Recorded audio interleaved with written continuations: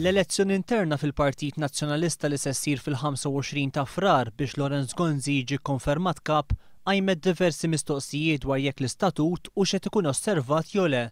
Artiklu 93 jgħid b'mod ċar li elezzjoni għal kap tal-Partit Nazzjonalista issir meta jkun hemm post battal għal din il-kariga, mhux bħalmu qed jiġri fil-każ preżenti fejn Lorenz Gonzi baqa' fil-kariga u sejjaħ elezzjoni li ħadd mhu se jikkontesta fiha apparti hu nnifsu.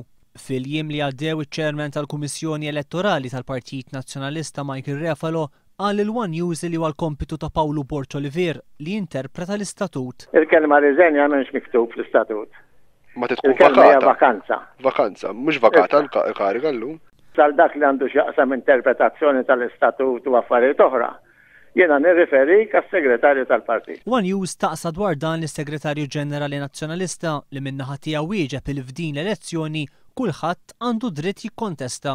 Skont Borċ Olivier, il-Prim Ministru Lorenz Gonzi mu qed jikser ebda statut qal li huwa One News li qed jinterpreta l-istatut tal-Partit Nazzjonalista b'mod ħażin. Madankollu kemm John Dalli kif ukoll Jeffrey Pulicino Orlando it-tnejn li huma fil-jiem li għaddew esprimew id-dubji tagħhom dwar kif qed isiru l-affarijiet.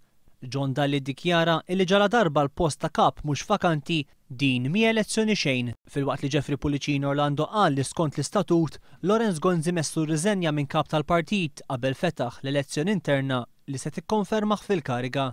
Naqbel miegħek li żgur ħadd ma ħajkontesta issa mhux ħanoqgħdu nilagħbu bil-kliem. Apparti mill-fatt li kien ikun naħseb jiena aħjar anke fejn biex inti tagħti messaġġ partikolari li kieku ifhimni irreżenja minn kap ta' partit. Ma kien ikun aħjar anke skont l-istatut tal-partit.